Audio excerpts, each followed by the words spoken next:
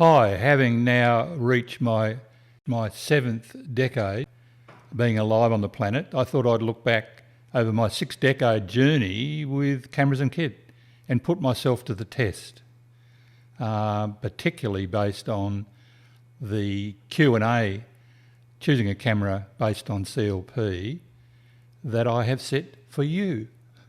So let's jump in. So here we are in step 4. We've looked at the concept of a creative life purpose. We've looked at the projects. We've looked at the art of seeing. And now here we are, if we're brand new to this world or we've got old kit and we're actually doing the masterclass so that we can actually make some decisions about cameras and kit.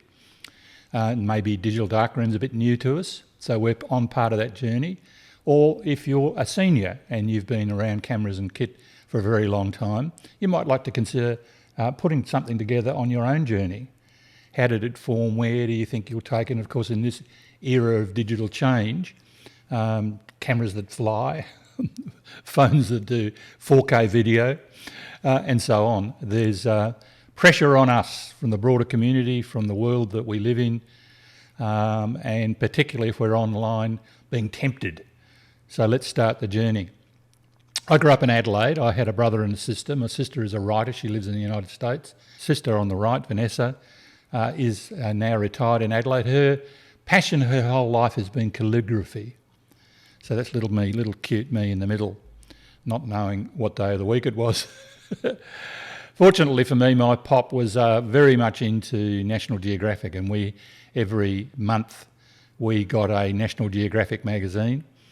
And he gave me permission, those images, after he'd read it, of course, after the fan had seen it, to actually cut those images out that were very special to me and to stick them on the wall. So the things that influenced me between the ages of 7 and 16 is what I'm going to discuss in this first section, and how that tied into photography. So lying on my back in my little bed in Norwood in Adelaide, and then later on up in the hills of Adelaide, I had a wall full of underwater photographs primarily. When I was very young, I would have been about 8 or 9, my uncle, who was a missionary in India, used to tell us stories about man-eating tigers, and when you're 7, that's pretty cool stuff. And he introduced me to the big game hunter, Jim Corbett, who wrote books on hunting tigers and leopards. As now there is a major conservation park in India named after him, the Jim Corbett Reserve, protecting tigers. So things certainly change. And it was an introduction to a tiger, and I remember, a lion in the Adelaide Zoo, horrible concrete floor, rusty old bars. I stood very close to it, and it yawned, and I remember smelling its breath, and something sucked me in. I think in my very, very early influential years, it was the odour from the lion's breath that first struck me as pure magic and connected me to nature. And of course, being brought up on stories of hunting, and we were a fairly low socioeconomic family, so I used to go down to the coast there in Adelaide. We used to holiday down at Moana Beach and Aldinga Beach and Port Noarlunga.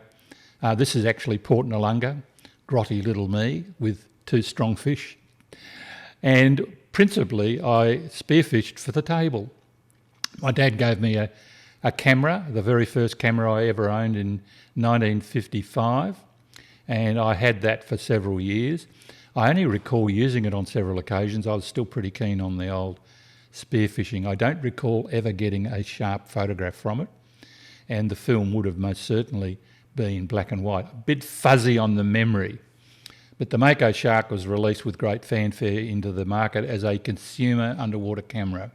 Certainly wasn't the first camera destined to become renowned. I've met several divers in my career, underwater photographers, that actually have a Mako Shark on their shelf.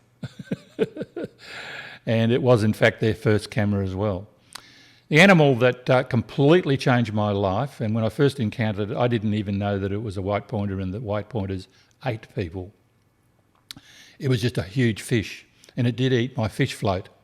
Now, South Australia, as you probably are aware today, is renowned for its white pointers. In fact, the very first shark attacks in Australia were recorded in South Australia. And we started to get headlines, shark eating people, etc., etc. So I became more interested in this animal. And my interest actually drew me to the South Australian Museum. It was my first contact with the museum. And the curator there took a bit of shine to my passion and interest as a young boy. I was, in my mid-16th year. And he invited me to come to Kangaroo Island on a fish collecting expedition. And it was on that expedition that I met Ego Oak. On the left, he's now in his late 80s. And he reached out to me, 12, 14 years my senior, and encouraged me to consider not net fishing and spearfishing, but maybe underwater photography. And while we were on a dive on the northern side of Kangaroo Island, he handed me his camera. And it's the first picture I ever took that was in focus. I only took one or two. And about 3 or 4 weeks later, he screened it in a reunion of the people, the scientists that were on the expedition. It was the first South Australian Museum fish collection expedition to the island of Kangaroo Island, which is now, of course, a world-famous major sanctuary for wildlife. And it was the applause. I had a very poor education. I had very poor self-esteem. I left school in primary school. Had very low opinion of myself. In fact, my first job was on Kangaroo Island as a jackaroo. And but it was the recognition from that audience and the encouragement from Ego that attracted me to consider photography. And I joined the Navy 2 years later at the age of 18 and shipped off in D08, the Vendetta, Her Majesty's Royal Naval warship, and went away overseas for 364 days, almost short of a year. Some years later, I transferred onto the HMAS Melbourne, the aircraft carrier, which I served on for several years as an airborne search and rescue diver. And it was while on trips with those ships that I took a passion for street photography, and still have a passion for street photography for today, although in those days Asia was in its pretty raw state. I mean, there were about 3 high-rise buildings in Hong Kong, very different city today. You wouldn't be wandering around getting cultural photos like this unless you went out way into the country. But during the year that we were away, we visited Malaysia, we visited Japan, Manila, and Borneo, of course, and spent quite a bit of time in and around Hong Kong, Kowloon. In those days, one couldn't travel into China. There was a wall. And I absolutely adored it. And I bought a Hasselblad. You could buy a Hasselblad in those days. Because we had black and white processing on the ship, I only shot in black and white and fell in love with the black and white medium. And the reason I liked Hasselblads is you could tuck them under your arm and you could look down on the viewfinder, fiddle with the focus and take a picture so that people didn't even know you were pointing the camera at them. Although in those days, the reaction from pointing a camera at people, I do recall some people asking for money, but largely disinterested. A very different world than we live in today.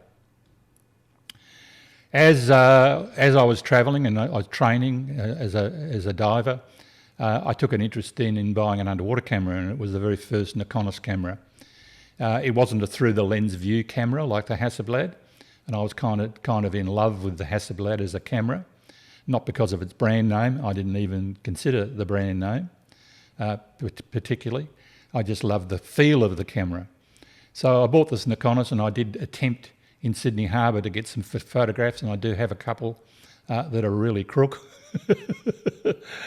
And I had great trouble focusing and using that camera. Didn't understand depth of field. I had no exposure meter. And so that camera sort of kind of faded away. I was still spearing fish.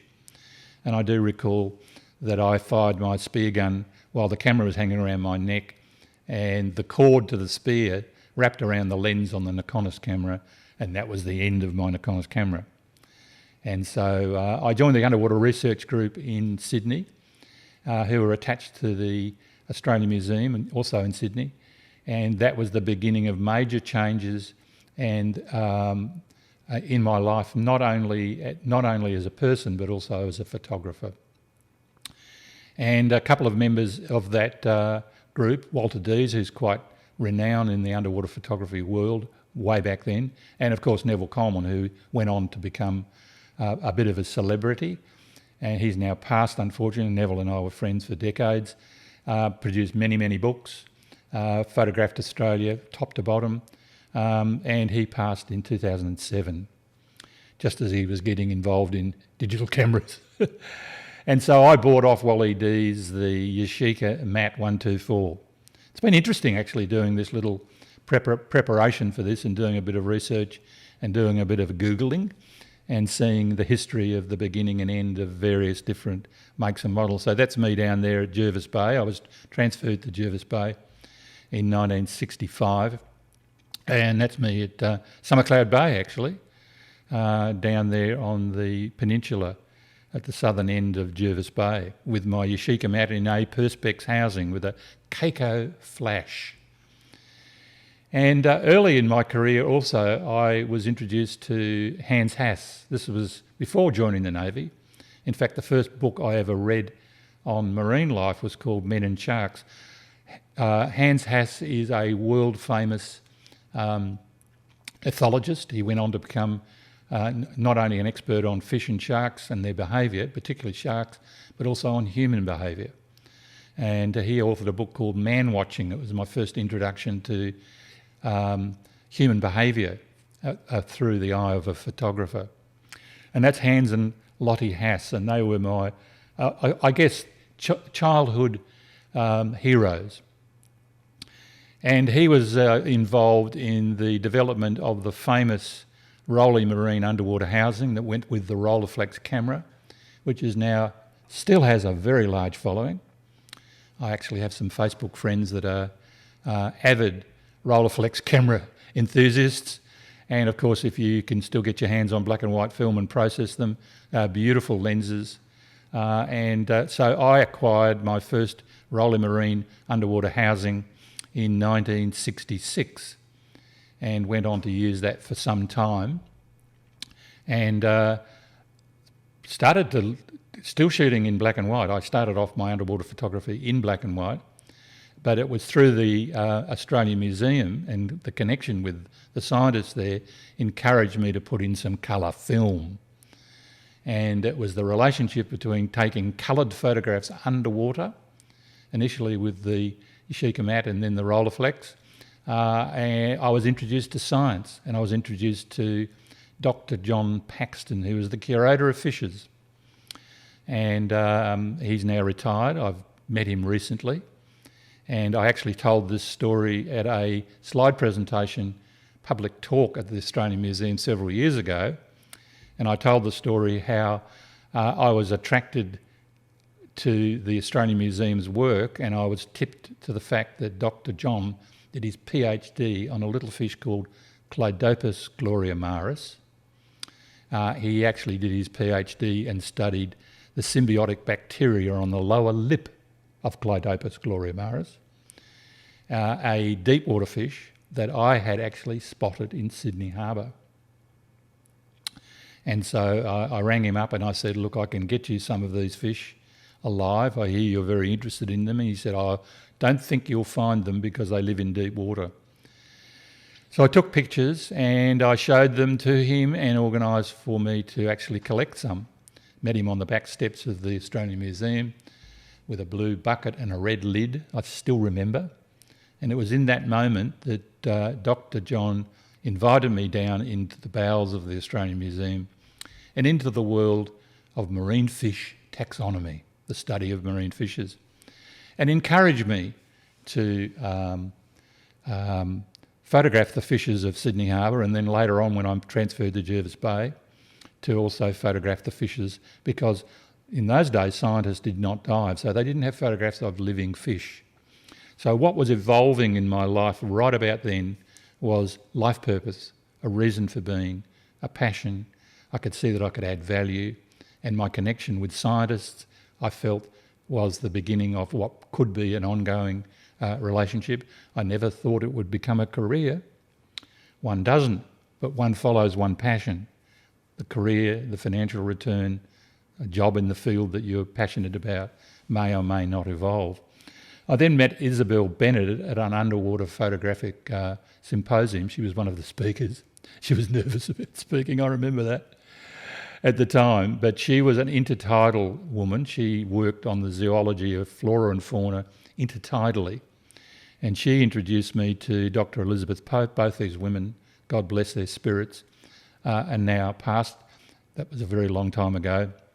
And Elizabeth Pope was interested in benthic, in other words, the deep water invertebrate fauna in the world that I was living in. And they both came to my house in Nowra after I had put together a slide presentation, and they both sat on the edge of the couch getting very excited about the animals that they were seeing. So I was very keen to photograph in high resolution. I was interested in detail, mainly because that's the way it was done in those days.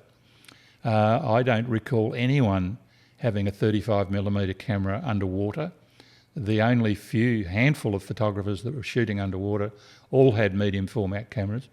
We were interested in close-up, we were interested in the absolute fine detail of some of these animals.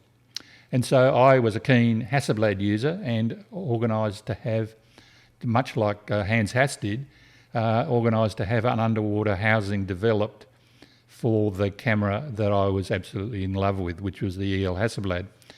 And I had two. I had one with an 80mm lens and extension tubes, and one with a wide-angle lens, and used those extensively right through 1965 to 1976 in Jervis Bay. And then much later, when I moved to Queensland, I continued to use my Hasselblads in my underwater housings, which were called Seatight. It was a brand developed by an airline engineer, actually. And whether it continues today, I'm not sure. That's another thing I need to Google. But it wasn't entirely Seatight. But nonetheless, it produced sensational pictures. And so with my diving buddy, Jason, my white Labrador, we became quite famous because I used to go out there on my own, and he'd dive on the end of a hooker, initially scuba tanks. I nearly got swept away off Crocodile Head, that's Crocodile Head, in a strong current on one occasion, and then transferred to hooker so that I had a umbilical cord attached, so to speak, to the boat. And it was quite a freaky experience with poor old Jason drifting off to New Zealand.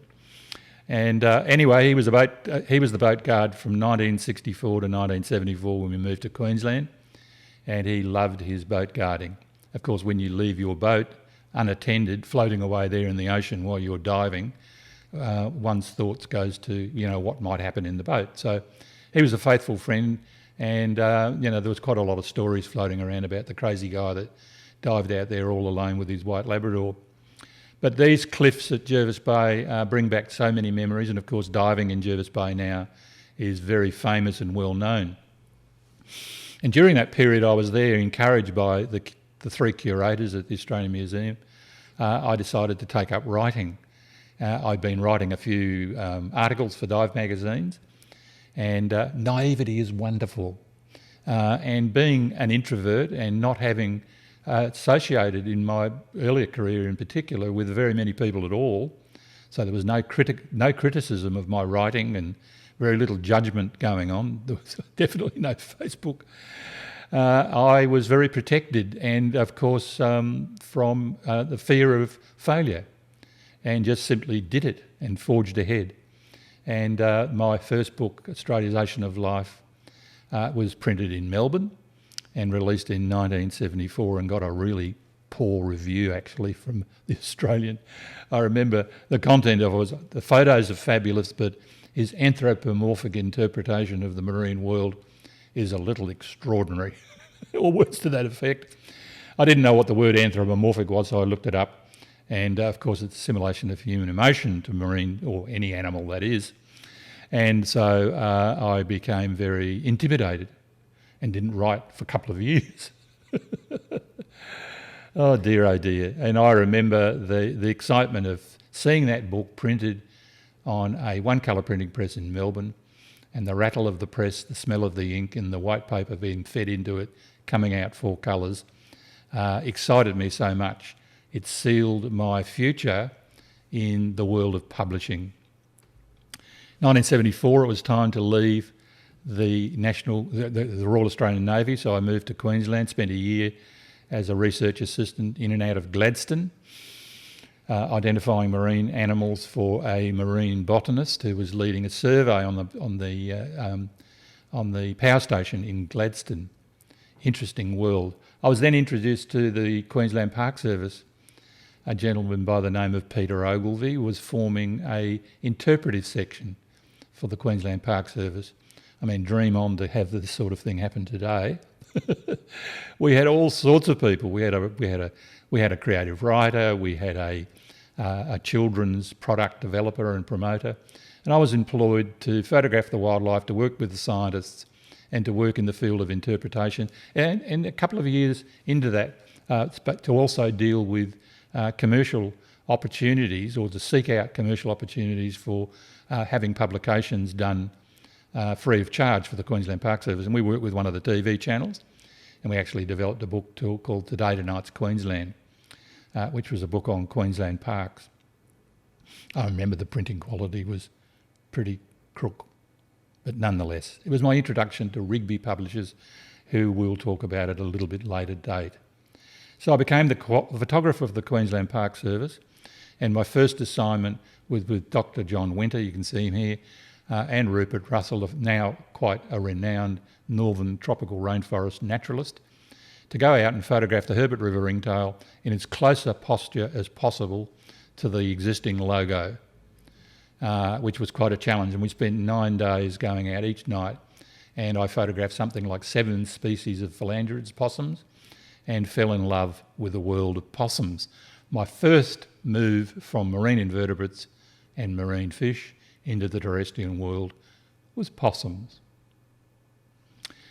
Another assignment we had with the ABC, which was particularly exciting, was for a series of 6 documentaries, a 6-part book called Exploration North, which again looked at Australia, at Queensland's ecosystems through the eyes of naturalists and scientists, and the animals and plants that lived in those spaces.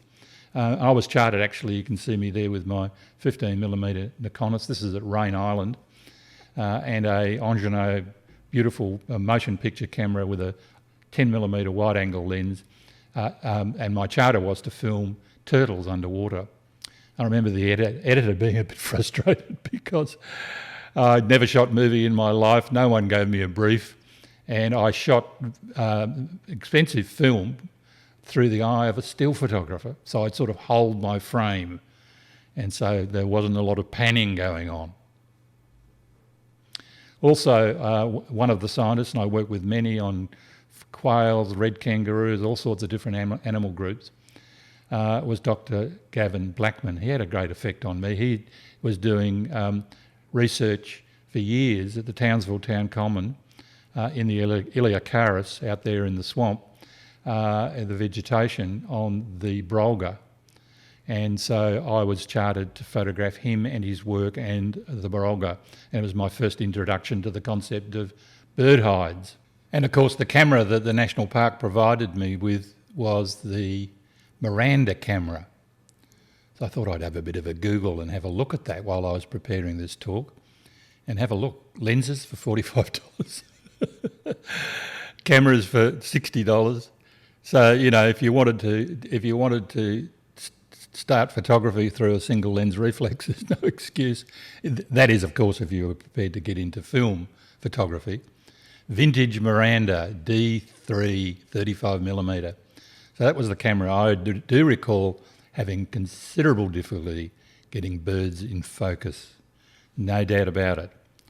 And I remember coming back from one particular trip and being very embarrassed that there were very few pictures. No one actually asked to see them all, fortunately. In 1975, it made an attempt to, at a compact SLR, Miranda as a company, with a fixed prism and an electronically controlled shutter called the Miranda DX3. Tension mounts. Neither of these met with great success, and the Miranda Company went into bankruptcy in December the 10th, 1976, and stopped camera production the same month. So that's that was the end of Miranda, and I was very keen to get out of it. In fact, I still had my Hasselblads, and I still had my Nikonos with a 15mm, and of course they were my own cameras, which I used right throughout my career there. But the National Park Service never did get to upgrade the cameras that I was using. In 1981, I resigned. It was mid-year, and by the end of the year, Rigby, who I had developed a great relationship with, and I've actually shared that in Module 6 about open-mindedness in dealing with commercial enterprise, decided to offer me a contract to photograph a series of 8 large coffee table books. And so I set off to do that. And fortunately, the contract read in such a way that I actually retained all the rights to the photographs, which was cool. The publisher, who at that time had quite an ego and thought he'd developed a contract that was very much in their favour, omitted to include that fact in the contract. So I was very lucky that the 2 following years, 1982, 1983, and about halfway through 1984, the contract was for The Great Divide, Australia's Greatest River. They did get published. I had one for the Australian Outback. I had one for Isolated Australia, for people that live in very isolated places. There was a series of them. And as I also shared in the Western Australian Travel Guide, the pin was pulled while I had a very, very small amount of money in Broome. And in 1984, I wrote down my creative life purpose to inspire others to connect to nature for mental, spiritual, physical well-being. And that evolved then into a whole self-publishing enterprise, which is another story. And of course, I was using primarily their Nikon cameras. There's me with a video. I had a bit of a thing about doing video. I've still got all the video. I've hardly ever used it. It's all 4:3. It's all low res. I didn't have a clue what I was doing. There's me with a video camera up there too. And I was trying to, if you like, develop for multimedia. That was a bit of a passion there. I've always been very keen on film. Ever since I worked with the ABC, actually, on that series. But as the editor said to me, stick with your still photography and publishing because you can go alone. You don't need a crew. You don't need huge financial backing. And of course, as David Attenborough started to release films and, big budgets, etc., I'm glad I went in that direction. Although my heart still is very much in motion, in the motion world. So I started collecting cameras and lenses from 1981 for my freelance career, and things were going quite well. I was earning quite good money. I also started to do freelance work for zoos and fauna parks, developing books and projects for them, for Taronga Zoo, Western Plains Zoo, Currumbin Sanctuary, Healesville Sanctuary during that period, the mid-80s, and heading towards 1985 and the launching of my own publishing career. But the Mamiya RZ67, the Mamiya camera, medium format cameras, and of course many of these cameras I sold for peanuts, have now gone on, and you can actually buy digital backs for some of them. So I would have sold that piece of kit there. I mean, that lens there now, the 500mm lens, which I paid in thousands for, is now available for $400 or $500. So if one is able to acquire a digital back for some of these old cameras, that's worth considering. I then, influenced, I guess, by Ken Duncan's panoramic images, which are stunning and still stunning today, did buy myself a panoramic camera, the Fujica, in 1981 to 2004. But I found the format kind of frustrating in those days because I wasn't doing digital publishing. I was only doing books and calendars, and I found that the ratio to be very inconvenient in a book. So the 1:2, the 1:3 ratio, which is what panoramic is beaut for art now. Of course, it's great in the digital world, but in the paper lithographic printing formats, a little bit on the frustrating side. But love using the camera and took it with me everywhere. Probably the most used cameras, and I still use the images, and these many images from the Mamiya 6 camera, Mamiya 7 camera. I had 6 and 7.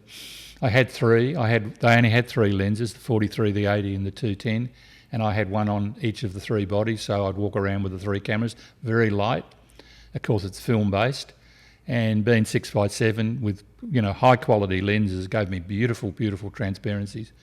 And I still have those transparencies, and I still use those transparencies scanned as TIFFs in my publications. And I haven't obviously identified which camera, because for me it has little consequence what the camera is and what the settings might have been at the time. Of course, with film, there is no record of settings, but with digital cameras, of course, there is a digital record of the settings and the lenses that you used, which is visible entirely in certainly in Lightroom.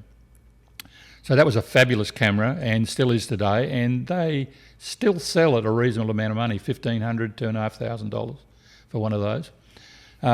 Nikon released with great fanfare, and I had quite a good relationship with John Swanston, who was the agent for Nikon back in those days. Quite a renowned man still in the professional photographic world, very well known, very well liked, and he's very supportive of me and my career and what I was doing. And I pioneered the RS Nikon in Australia, one of the first customers. He didn't give it to me, I bought it. And the lenses for those cameras are very, very collectible and very famous today. 4 different lenses, a beautiful fisheye lens and a zoom, and I had one of each. And my first trip to the Swains Reef, I jumped into the water with a brand new camera and it drowned. Very distressing. And within a couple of months it was replaced, completely replaced. Love using the camera, very heavy, bit imbalanced underwater, but it was basically a Nikon camera, waterproofed, absolutely stunning, with beautiful lenses, beautiful for doing underwater photography. And of course, I sort of faded out of that when the digital camera became popular. And the first digital camera to be released was the D2X. Not the first, I correct that. The first that I purchased. I sort of waited because the very first digital cameras were very low megapixel ratings, and I couldn't see them replacing the film cameras. I mean, I had a lot of staff in those early days in the publishing company. We were a major publisher. We had a huge photographic library, something like 750,000 transparencies. I had up to 4 people at one stage working in the photographic library. Extremely big overhead. We had a pre-press with 8 people. We were grossing in the vicinity of between $10 and $15 million during the late 80s and into the 90s. It's a major operation, so changing cameras was a major decision. But I trialled the D2X in 2004 and loved it, and immediately placed an order for 3. I always work with multiple cameras. I don't like changing lenses in the field, and still function that way today. Usually when a lens goes onto a camera, it's either in a very safe place, or I carry 2 or 3 cameras with different lenses. Dust on images is an absolute plague and a major problem for anyone using digital cameras that's changing lenses in the field on a whim. You can now buy this camera between $300 and $500, almost in mint condition. If you're just starting out, there's your camera. I've got 50,000 active files in my digital library that were taken with this camera. Lots of wildlife, fabulous for wildlife close-ups. The 6 megapixel rating, sorry, the 12 megapixel rating, 6 frames a second, great for reptiles, amphibians, insects, flowers. And of course, as we'll be discussing further on in the module, in Module 4, what are you using your pictures for, and do you need that sensor size? Do you need that camera? So if you wanted to just kick in and start, I would suggest something like the D2X as a body, and quality lenses. Always go for the quality lenses. An investment of $300 to $500. And this was one of the very first pictures that I took, and I've shared this further on in the guide, in the module. I recall the sun had set maybe an hour, and I took these pictures and I processed them on my laptop that night, and I was absolutely astounded. In the film days, I would have already been back having dinner. You wouldn't have been taking film, you would have had reciprocity failure, you would have had blurry birds, you would have been on a tripod. This was a handheld picture, and there are all the birds. It's not a giant wall print, but it's a fabulous picture of several species of water birds interacting together. You can see the kites sitting here. The kites are waiting for a bird to catch a fish, and they'll come down and rob the water bird if it's catch. They're very good robbers. And then, of course, the D1 and the D3 Nikon. The D3 Nikon was a fantastic camera, very famous now. And I settled on the last that I bought into was the D3S in this series, in the D series. And of course, we have the D800, the D810, and beyond that passing through now. As you probably realise by now, as I stumble over the models, my interest is fairly shallow when it comes to new technology coming out. And this is one of the reasons I have Dean Holland on board in my masterclass, because he knows all about the models and what's what and what's back. I'm more interested in storytelling. I'm more interested in the animals. I'm more interested in what I can do with the camera, the art of seeing, the digital darkroom, these kinds of things. Brands and models, I do not lust at all. And I guess at my age, there isn't much point. I know how to use the cameras that I've got, and that doesn't mean that I won't tease myself one day and go and buy something that's like a fancy new fast focus mirrorless camera, which we'll talk about a little later. And of course, that camera, I bought several of those, and I found them fabulous for underwater photography, and still used today. The Aquatica and the Icolite strobes, brilliant for the D3S. There's the D4, the D5 and beyond. Marginal increases in the capabilities of each of those cameras. Carrying on over a few megapixels in a sensor, I see absolutely no point. When 90% of images that are utilised in today's world are done online, are done in digital platforms or in A4 books, and it's kind of pointless, particularly in the world of wildlife, where some blur, some lack of finite resolution is relatively acceptable. Not so much when it comes to beautiful big shiny landscape photographs where the detail in leaves and tree bark and so on is a major issue. So in today's world, and we're now talking 2021, I'm using D3, I'm using D3S. I'm not actually physically using a D2X, but I'm certainly working with the images from those cameras. And also the D800, which is a fabulous, fabulous camera. I find the files, I'm more interested in the file and how it actually performs when it is digitally affected or digitally enhanced or manipulated, whichever word you want to use, than I am on what the camera actually provides. It's the file itself, it's the sensor and the file that is important to me. So in terms of lenses, we talked about cameras and kit. That lens there, which had a very short life, it's actually described as a sleeper. It was available from 1997 to 2004, and it was then discontinued. And my own take on it, and I have no idea whether this is a fact or not, is that because it was a zoom micro, people assumed when they had the 60 mm micro, they had the 105 and the 200. The 200, by the way, is a beautiful lens. I have each of those lenses as well. And this was a primary lens for many thousands of images. I probably have 80,000 files in my library, taken with a variety of Nikon cameras.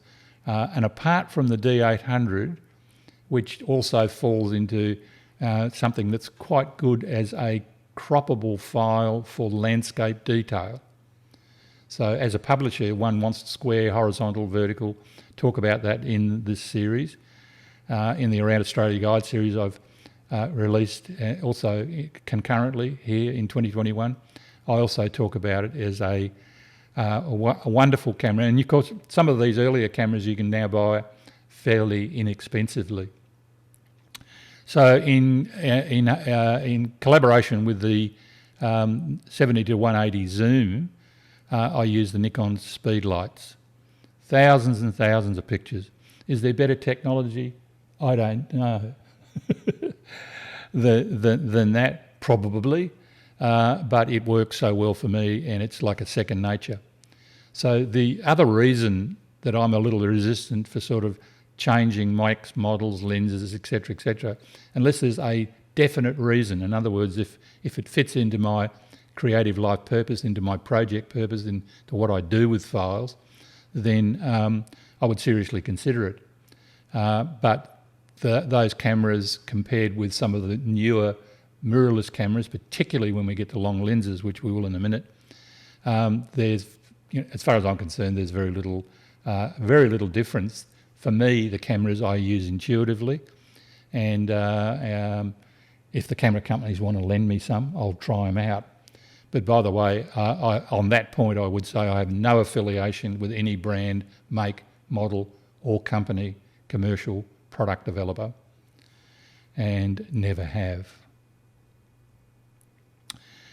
That kit, all of those photographs were taken with the D3S, the D800, or the D800, the D3, and the micro light and that lens. Fantastic. If you're in a bat cave, there's the micro dust that's out in those caves. If you were to exchange lenses, forget it. Your camera would be totally written off.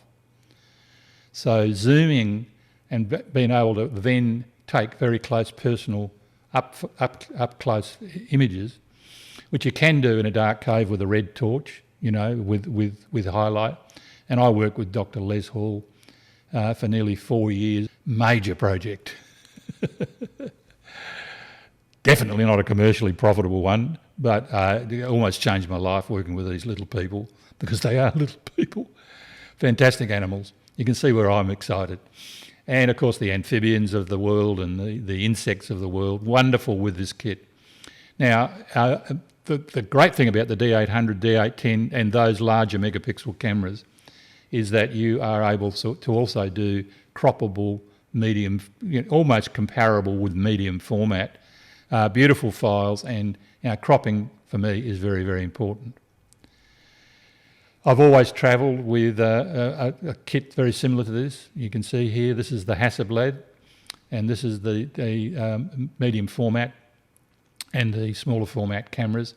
That's a 600mm lens ready to go. That would be an 80 to 200, and that would be a 14mm zoom lens. And one strobe. Don't use strobes a lot. I'm primarily a natural light person. And unfortunately, both those bags were nicked out of a boot of a car in Adelaide in 2012. So I lost a lot. Quite disaster. So an opportunity to consider replacement. So I started looking at where to replace.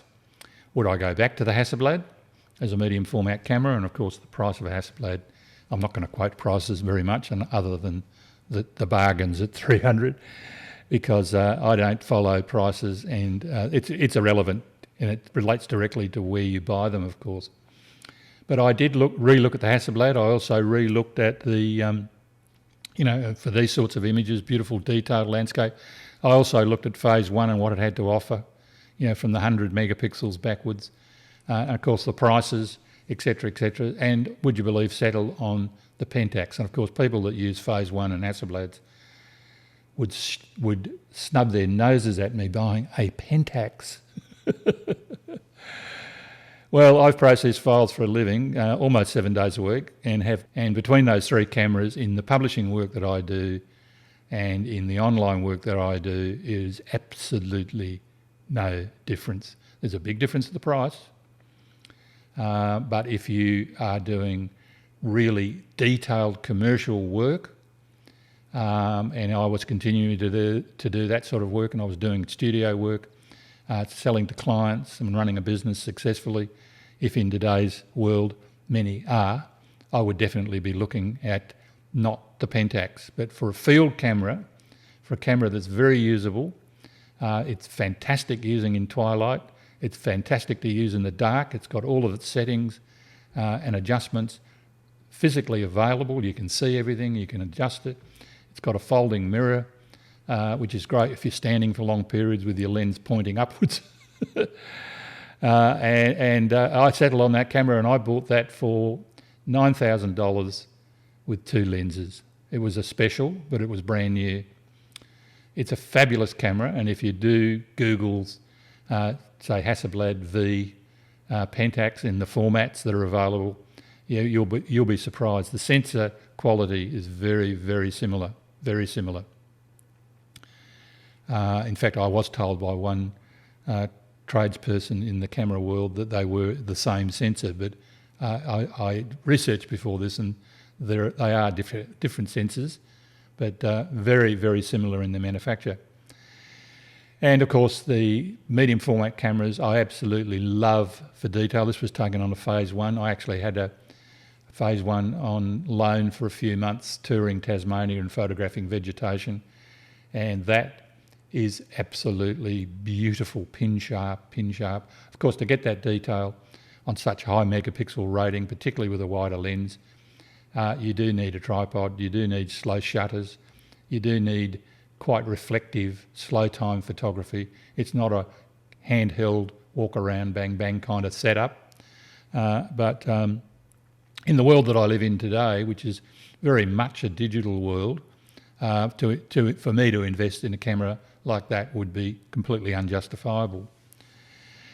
Some years ago, I can't remember exactly when it was, but I had a loan from Canon here in Queensland of the EOS 1DX, and I was particularly interested because every sports photographer, almost globally, when you look at the photographs of the rows of photographers, they've all got the grey lenses, very, very popular camera, the 1DX. In the field of racing and sports photography, I actually met with and had lunch with the local agent here for Canon with a race car photographer, bikes and cars, and fell in love with this beautiful camera, and have found the files to be absolutely extraordinary to work on. Developed for low light, developed for action. That's the 200 to 400 millimetre lens with a built-in converter. If you put an additional converter on it, you lose no quality whatsoever. It's up around the 800 millimetre mark. And I adore it for everything from wildflowers, wildlife, photo stitch landscape. It's a beautiful piece of kit. Of course, they've upgraded that, and I believe the Canon's EOS series is just produced its final model, and that everything from now on will be mirrorless. And you'll see as you read on in this module where Dean compares the traditional DSLR, which is what I use, with the mirrorless cameras, the pluses and the minuses. Now, let's just talk about not a model, for instance, but the idea of using cameras like this tripod mounted for field work. And no, I'm not taking a pee on the bottom left-hand corner. I'm reflecting. I'm looking at the flora, I'm looking at the flowers, I'm probably looking at some insects. feeding on the flowering shrub. And I love to wander, and I've put a page in this new updated masterclass module for the fourth step in our pathway to purpose, and carrying a shoulder-mounted or one or two cameras with either a fisheye or a shorter zoom, a general wide-angle lens with this camera topped on my shoulder. And you'll see later in this particular module I've talked about always tuck the neck strap around your arm when you do carry it, shoulder-mounted, because I have actually witnessed with my own eyes someone who didn't, and we were climbing a rocky track at the telegraph station in Alice Springs, and a brand new Canon 1DX with a gorgeous lens fell off, and that was the end of both the camera and the lens. Oh dear, oh dear, oh dear. You've got to be so careful. But to be able to put that camera to the side, tripod mounted, ready for action, and of course I'm out there photographing distant panoramic ranges. I'm also doing the birds as they come flitting and flarting, backwards and forwards around the branches, and I'm able to wander and reflect. This is the way I function and have done for very, very many years. And they rocked the boat with the 200 to 400 with the built-in converter by bringing out the 100 to 400 zoom lens, which is now world famous and a fabulous lens. And if you can pick up one of those and an earlier model Canon 1DX, which you'll get much cheaper now, the mirrorless cameras are coming into the marketplace. And as Dean has discussed, you're going to lose a fair chunk of your investment on your camera body if you don't turn it around in 18 months to 2 years. So that's one of the reasons that I hang onto my bodies until they die. Dear, oh dear. But here's a Carnaby's cockatoo, my first encounter with one, very exciting. Beautiful tracking, if you know how to use the camera. Okay, I accept my colleagues tell me that have used the EOS 1DX and the Mark II and so on, with larger lenses. In terms of focus tracking for birds, the new mirrorless cameras are definitely superior. But I don't tend to have too many problems focusing on a flying bird. But the loss rate is fairly high. I'm told that the return rate with the new mirrorless cameras is a lot higher. But the bottom line here is that I can go from a flying bird to a close-up of a flower with one lens. So for things like walking in Kings Park or just getting out of the car and doing a stroll somewhere, fantastic lens to carry. Light, portable. Well, the camera and lens isn't exactly light. It might be heavy for some people. Heavy cameras have never really bothered me. But that's a beautiful piece of kit for general photography, because I love long lens floral photography because you get lovely blurry backgrounds. You can really manage that depth of field and the aesthetics of the picture. And when you're 76 bending over, it's particularly flora that's perhaps on a tree, flowering plants, trees and shrubs, where there's some elevation or it's a little bit further away, and sticking a close-up lens in there. I use close-up lenses less and less these days, particularly with that lens. It's a fabulous lens. You can see me using it there. No, I'm not in a wildlife park. This is O'Reilly's, where there's lots of king parrots that'll come and sit on your head and nibble on your ears while you're taking pictures. But for tracking birds, the 100 to 400 is great, fantastic. Tripod mounted, a different thing altogether. So moving all along now towards the end of my adventures over my 6 decades with cameras. The drone, I absolutely adore drone photography. I wish I was 21 again. And I was talking this morning to my dear friend Stephen Kawanowski, who's a stunning drone photographer in wilderness, particularly in the tropical north of Australia. Goes for long hikes and he takes his drone with him. Of course, drones in terms of quality and et cetera, are changing at 900 miles an hour. It's a major industry. You can see a situation here, and this is what I've talked about in this module. The cliff scene there was a aircraft charter. You're talking about several $100s Okay, when you're in an aircraft, you can carry several cameras. You're not going to get one picture. You can do things that might be illegal with a drone, like photographing national parks.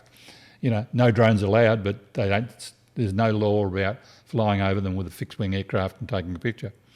So there's pros and cons with all of these things, which I do discuss in the modules. But you can see on the right-hand side, these are my earlier attempts. And I remember launching my Phantom 4 at Kalbarri for the first time in Western Australia, and it disappearing out to sea, and I thought that was the end of it until a dear friend, I hadn't read the manual,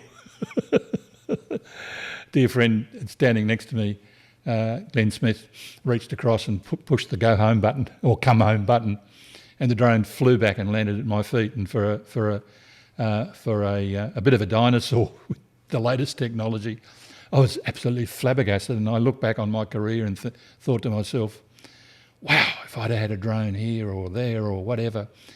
And of course, their real huge advantage is you can send them up in 10 minutes, bring them back, So you don't have to make a big thing out of it. And the more you become familiar with it in open spaces where there are no trees, I practiced in my backyard and rammed it very successfully into a tree the very first time I took it off. The propellers went flying everywhere, put it all back together, and it was fine. So, the image on the left cost me several $100. The image on the right cost me nothing. But for that centre image, particularly low-level habitat photography, is something that I wish I'd been able to do. Vertical habitats right across Australia, I would, and as I travel today, I do that sort of work. And in closing, of course, we're moving into the phone world, and I've always been anti-phones. I can't stand people staring at their phones. You go to an airport and everyone's looking at their phone. I only had a little tiny one. I can't even remember the make, but it was there for emergency if the car broke down. And I have a satellite phone that I take on, when I'm lost in the wilderness. I've only ever used it once. I remember standing here at Sugarloaf Rock in Lewin Natural East National Park, one of my favourites in the entire country. And I watched this young lad rush out there, pull up his phone, did some video, did some stills, stuck it in his back pocket and ran back to his car. Not the way I advocate taking pictures, by the way, but here's me lugging around my heavy stuff. And I'm thinking to myself, gee, these phones. So I went out and bought myself a Pro Max, the latest iPhone, for Christmas 2020 as a present to myself.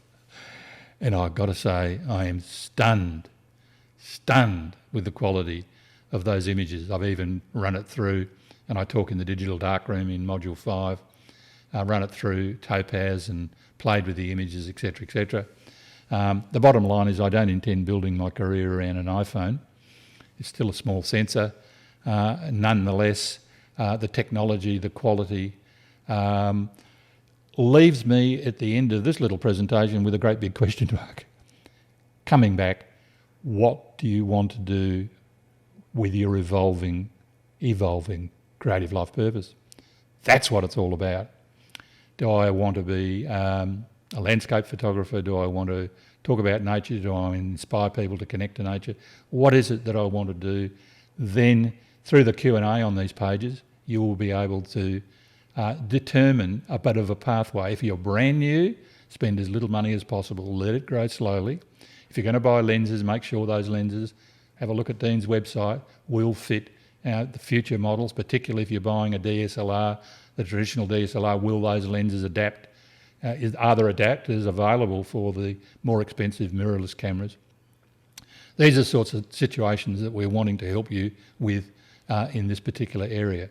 So whether you've got a phone in your back pocket, and I'll certainly be carrying mine, even with my great big lens on my shoulder, with the tripod and a couple of shoulder-hung DSLRs, I'll have my phone in the back pocket for opportunistic 4K video and to be able to chat to you into the future.